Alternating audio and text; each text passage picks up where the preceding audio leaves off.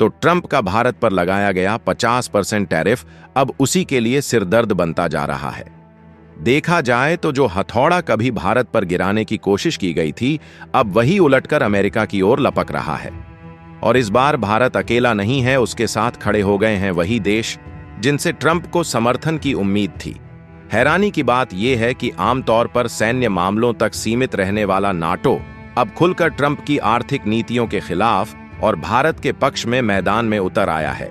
यह पहली बार है जब किसी ट्रेड विवाद में नाटो ने इतना स्पष्ट और सख्त रुख अपनाया है, जहां संगठन की वरिष्ठ सलाहकार एफ क्रिस्टल कौर ने ट्रंप की नीति को आर्म ट्विस्टिंग यानी जबरदस्ती का तरीका करार दिया और दो टूक कह दिया कि भारत जैसे देशों पर ऐसे हथकंडे कभी काम नहीं करेंगे। उनका बयान न सिर्फ तीखा था, बल्कि ट्रंप की विदेश नीति पर सीधा हमला था, जिसकी गूंज अब व्हाइट हाउस की दीवारों तक महसूस हो रही है। कौर ने साफ चेतावनी दी कि ट्रंप के ये कदम भारत अमेरिका रिश्तों को कमजोर कर रहे हैं और अगर यही रवैया जारी रहा तो इसका सबसे बड़ा असर ये होगा कि भारत और रूस के रिश्ते और भी गहरे होते जाएंगे, जो अमेरिका के लिए एक नई चुनौती बन सकता है। देखा जाए तो नाटो का हालिया बयान जितना चौंकाने वाला है, उतना ही भारत के लिए फायदेमंद भी साबित हो रहा है, क्योंकि यहां पर अब सिर्फ चीन, रूस, ब्राजील या इजरायल ही नहीं, बल्कि यूरोप का एक बड़ा और असरदार सैन्य पॉलिटिकल गठबंधन भी भारत के समर्थन में खुलकर सामने आ गया है, जो ट्रंप के लिए एक सीधा संकेत है कि दुनिया में अब एक तरफा फैसलों का दौर खत्म हो चुका है।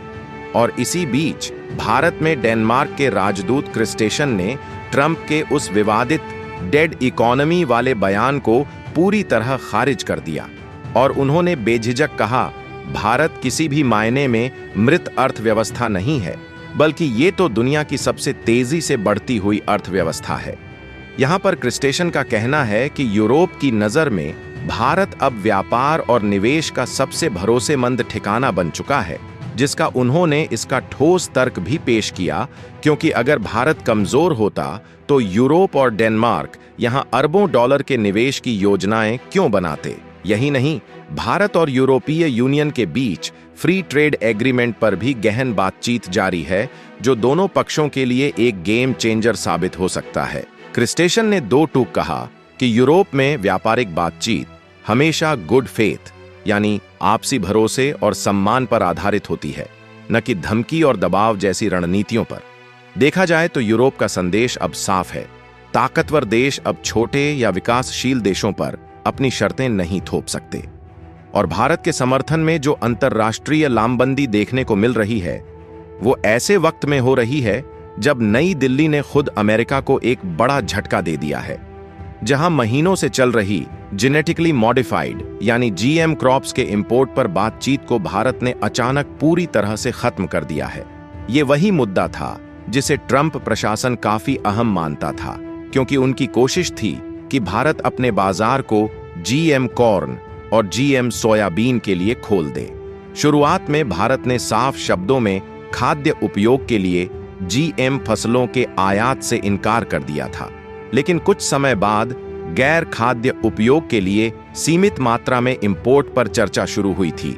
मगर जैसे ही ट्रंप ने भारत पर 50% टैरिफ लगाया और उसे डेड इकोनॉमी कहने की नादानी की, वैसे ही पूरा माहौल बदल गया। भारत ने बिना कोई शोर मचाए चुपचाप नीति आयोग की वेबसाइट से जीएम क्रॉप्स से जुड़ा प्रस्ताव हटा लिया और अमेरिका के साथ बातचीत को हमेशा के लिए विराम दे दिया, जो कि भारत का शांत लेकिन सटीक और सख्त जवाब था। इस फैसले के पीछे सिर्फ ट्रंप की बयानबाजी ही नहीं, बल्कि देश के अंदर का जनदबाव भी एक बड़ी वजह बना, जहां किसान संगठन, स्वदेशी जागरण मंच और कई सामाजिक समूह लंबे समय से जीएम फसलों के विरोध में थे और अब सरकार ने उनकी आवाज को पूरी गंभीरता से सुना है। आपको बता दें, प्रधानमंत्री नरेंद्र मोदी पहले ही साफ कर चुके थे कि किसानों, मछुआरों और डेयरी सेक्टर के हितों से कोई समझौता नहीं होगा, चाहे इसकी कितनी भी बड़ी कीमत क्यों न चुकानी पड़े। इसी नीति की झलक जीएम क्रॉप्स पर बातचीत को खत्म करने के फैसले में साफ दिखाई देती है। लेकिन अमेरिका के लिए यह झटका दोहरा साबित हुआ। एक तो उनकी दबाव बनाने की रणनीति पूरी तरह फेल हो गई और दूसरा, कृषि व्यापार के मोर्चे पर भारत उन्हें पहले से ही मात दे रहा है। जहां पिछले 20 सालों में भारत का अमेरिका को कृषि निर्यात 5 गुना तक बढ़ चुका है, जबकि अमेरिका से आयात में वैसी कोई खास बढ़त नहीं देखी गई। ये आंकड़े खुद बता रहे हैं कि ट्रंप के टैरिफ भारत को झुकाने के बजाय और ज्यादा सख्त और आत्मनिर्भर बना रहे हैं। और यही वजह है कि अब अमेरिका को सिर्फ एशिया में ही नहीं बल्कि यूरोप में भी कड़े विरोध का सामना करना पड़ रहा है। और यहाँ पर यूरोप का रुख अब पूरी तरह साफ है। वैश्विक व्यापार को नियमों और संतुलन पर आधारित होना चाहिए, न कि किसी एक देश की मर्जी पर। और भारत के पक्ष में आ रहे इन बयानों ने ट्रंप के लिए कूटनीतिक दबाव को कई गुना बढ़ा दिया है।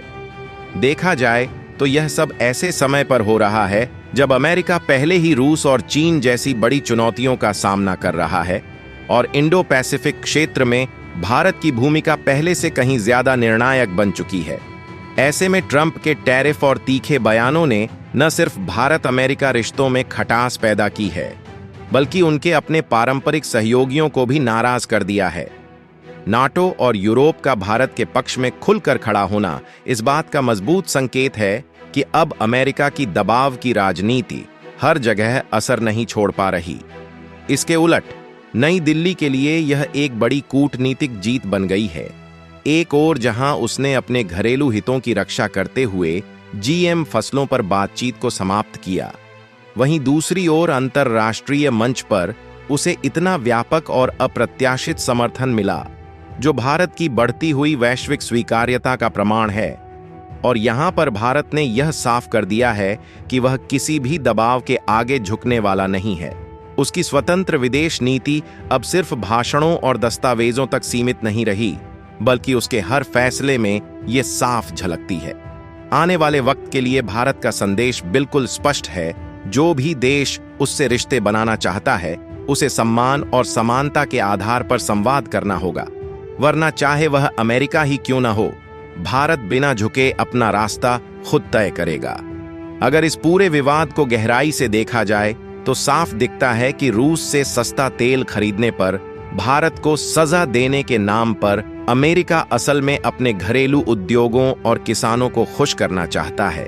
लेकिन इस नीति ने उल्टा भारत को कमजोर करने के बजाय उसे और ज्यादा आत्मनिर्भर बनने की दिशा में धकेल दिया है। दशकों से पश्चिमी देशों में अमेरिका ही अंतर्राष्ट्रीय नियम तय करता आया है, लेकिन अब पहली बार यूरोप खुलकर कह रहा है कि ये नियम किसी ताकतवर की मर्जी से नहीं, बल्कि साझेदारी और न्याय के मूल्यों पर आधारित होने चाहिए। इससे आगे की तस्वीर अब पूरी तरह साफ होती जा रही है। अगर अमेरिका ने अपने रुख में बदलाव नहीं किया तो भारत का झुकाव एशिया और ग्लोबल साउथ की ओर और तेजी से बढ़ेगा। लेकिन दोस्तों, ये बयान ऐसे वक्त में आया है जब प्रधानमंत्री नरेंद्र मोदी ने हाल ही में रूसी राष्ट्रपति व्लादिमीर पुतिन से फोन पर बातचीत की। पर ध्यान देने वाली बात यह है कि ये कोई औपचारिक शिष्टाचार नहीं था, बल्कि इस बातचीत में ऊर्जा, व्यापार और वैश्विक सुरक्षा जैसे गंभीर मुद्दे भी शामिल थे, जिसका सीधा मतलब ये है कि भारत अब सिर्फ एक खरीदार या सप्लायर नहीं, बल्कि एक शांति वार्ता के संभावित मध्यस्थ के रूप में उभर रहा है। और इसी बीच जब भारत लगातार नए नए देशों के साथ व्यापार समझौते कर रहा है, तो एक और अहम डेवलपमेंट सामने आई है, जहां अरब सागर के पास स्थित ओमान के साथ भारत का फ्री ट्रेड एग्रीमेंट अब लगभग तय माना जा रहा है। हो सकता है कुछ लोगों को लगे कि ये नई खबर नहीं है, लेकिन याद दिला दें कि साल 2023 से ही भारत और ओमान के बीच कॉम्प्रिहेंसिव इकोनॉमिक पार्टनरशिप एग्रीमेंट यानी सीपीए पर बातचीत चल रही थी, और अब आखिरकार दोनों देश इसे अंतिम रूप देने के लिए तैयार हो चुके हैं, जो भारत के लिए सिर्फ आर्थिक नहीं बल्कि रणनीतिक रूप से भी बेहद अहम कदम है। अब एक जरूरी सवाल आप सभी से है, क्या आपको लगता है कि एथेनॉल ब्लेंडिंग भारत के लिए लंबी अवधि में फायदेमंद साबित होगी या नहीं? नीचे कमेंट बॉक्स में अपनी राय जरूर दे, और यदि वीडियो इंफॉर्मेटिव लगी है तो इसे लाइक करके अपने दोस्तों के साथ भी शेयर करिए, और इसी तरह और भी अपडेट्स पाने के लिए चैनल को सब्सक्राइब अवश्य करें। जय हिंद, जय भारत।